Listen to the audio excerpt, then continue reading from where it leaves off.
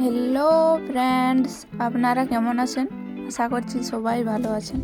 আজ আমি বানিয়ে দেখাবো দুর্দান্ত স্বাদের নিরামিষ শিম আলুর তরকারি। তো রেসিপি বানানোর জন্য প্রথমে কড়াইতে 3 চামচ মতো তেল গরম করে দিয়ে দিচ্ছি সামান্য কালো জিরে, আর ঝালের জন্য দিচ্ছি কয়েকটা চেরানো কাঁচা লঙ্কা।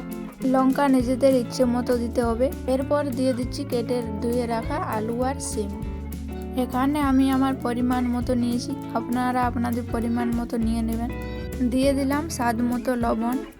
লবণটা দিয়ে শিম আলুর সাথে ভালোভাবে মিশিয়ে নিয়ে ভাজা ভাজা করে নেব। কিছুক্ষণ পর পর নাড়াচাড়া করে নিতে হবে, কারণ জল দেওয়া নেই, তার জন্য নিচে লেগে যেতে পারে। যখন দেখবেন কালার চেঞ্জ হয়ে গেছে আর শিমের কাঁচা গন্ধও চলে গেছে, তখন দিয়ে দিলাম পরিমাণ মতো হলুদ গুঁড়ো। আরও কিছুক্ষণ ঢাকা দিয়ে কষে নেব। ঢাকা তুলে নেওয়াই দেখুন শিম আলু ভাজা ভাজা হয়ে গেছে আর সেদ্ধ হয়ে গেছে। কষানোর মাধ্যমে সবজি সেদ্ধ হয়ে গেছে। এখন দিয়ে দিচ্ছি পরিমাণ মতো জল।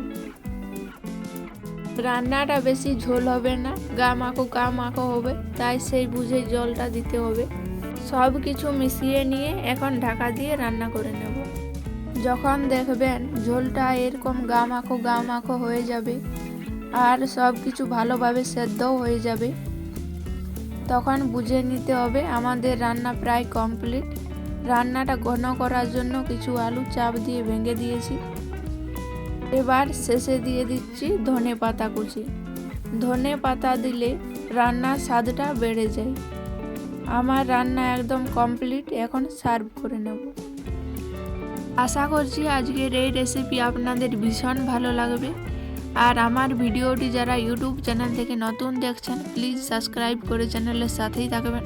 আর ফেসবুক পেজ থেকে দেখে থাকলে একটা লাইক দিয়ে পেজটাকে ফলো করে দিবেন।